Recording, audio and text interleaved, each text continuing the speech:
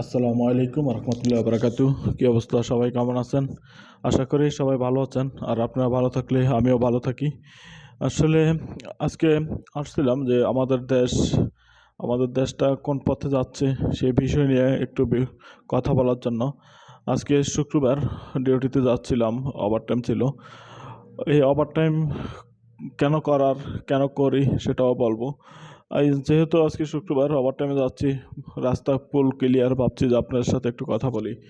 আমাদের দেশটা কোথায় যাচ্ছে এবং কোন পথে আমাদের দেশের মানুষ এবং দেশের সরকার কোন পথে হাঁটছে। আমাদের দেশের যে ছাত্র ভাই বোন এবং বিভিন্ন বিশ্ববিদ্যালয় এবং কলেজের রানিং স্টুডেন্ট এবং সাবেক স্টুডেন্ট যারা আছে, তারা আসলে যেই যৌক্তিক দাবি যেটা সরকারের কাছে চাচ্ছে, সেটা সরকার চাইলে আগেই তাদের দাবি মেনে নিতে পারত এবং সরকার চাইলেই আগেই এই যে আমাদের ছাত্র ভাই বোনদের সাথে বসতে পারত। কিন্তু আজকে কয়েকদিন যাবৎ আমাদের দেশে প্রত্যেক দিন এক এক করে আমাদের ভাইয়ের রক্তে রঞ্চিত হচ্ছে রাজপথ, এবং আমার ভাই বোন যারা শহীদ বরণ করতেছেন, আসলে তাদের হিসাবটা কি হবে? আমরা আমরা প্রবাস থেকে দেখতেছি যে বিভিন্ন মিডিয়ায়, বিভিন্ন ভিডিও ফুটেজে, বিভিন্ন পেজ আইডিতে দেখতেছি বিভিন্ন ধরনের নিউজ। কিন্তু নিউজগুলো তো একটা সময় সরকার ঠিকই মেনে নেবে এবং মেনে নেওয়ার একটা পথে চলে আসছে। কিন্তু আমাদেরকে ছেড়ে যে ভাই বোন দুনিয়া ছেড়ে চলে গেছে, তাদের কি অবস্থা হবে? তাদের হিসাব কি হবে? আর যারা আমাদের দেশে এখনও দরবার কারবার করে ভাত খাওয়ার অভ্যস্ত আছে এবং পাও চাটার অভ্যস্ত আছে, তারা এখন নিশ্চয়ই চুপ থাকবে, বিভিন্ন প্রলোভন দেখাবে। আর আপনাদেরকে আমরা প্রবাস থেকে, আমরা প্রবাসী হিসাবে একটা জিনিসে বলতে চাই, এখন হয়তো আমাদের দেশে বিভিন্ন ইউনিভার্সিটি এবং কলেজ লাইফে যারা স্টুডেন্ট আছে, সবাই হয়তো মাঠে নেমে গেছে। তাদেরকে আপনার সময় থাকতে তাদের যৌক্তিক দাবি মেনে নেন।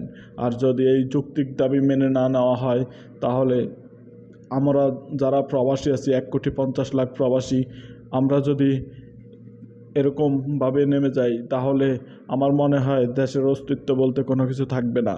যারা পাওচাটার অভ্যস্ত আছেন, তাদেরকে বলে দিতে চাই, আপনারা উচ্ছৃঙ্খল থেকে বের হয়ে এসে যৌক্তিক দাবিগুলো মেনে নেন এবং দেশ এবং দেশের মানুষকে ভালো থাকতে দেন। কারণ দেশটা কোথায় যাবে সেটা কল্পনাও করতে পারবেন না। কারণ একটা জিনিস জানেন যে কখনো উচ্ছৃঙ্খল, কখনো একটা দেশ এবং একটা জাতির জন্য ভালো কিছু বয়ে আনতে পারে না। অতএব আমরা প্রবাসীরা এখনও শান্তশিষ্ট আছি, কিন্তু বিগত 2 দিন নেটওয়ার্ক কালেকশান একদম বন্ধ। যেই ফ্যামিলির সাথে আমরা একদিনে দেখা গেছে যে 4-5 ঘন্টা কথা বলে আমাদের দূরত্বটা কাছে নিয়ে আসতাম, সেই ফ্যামিলির সাথে আমাদের আজকে 2-3 দিন কথা হয় না। তাহলে বুঝতেই পারেন প্রবাসীরা কী করতে পারে এবং কী করবে। তবে আমি মনে করি যে সব কিছু শৃঙ্খলার মাঝে চলে আসেন এবং সব কিছু মানিয়ে নেওয়ার চেষ্টা করেন। এটা দেশ এবং জাতির জন্য ভালো হবে। আমি জাকারিয়া রিয়াদ বলছি। আমার পেজটা সবাই ফলো করে দেবেন, আর আপনাদের মতামত আমার এই ভিডিওর কমেন্ট বক্সে জানাবেন। লাইক দিয়ে আমার সাথেই থাকবেন।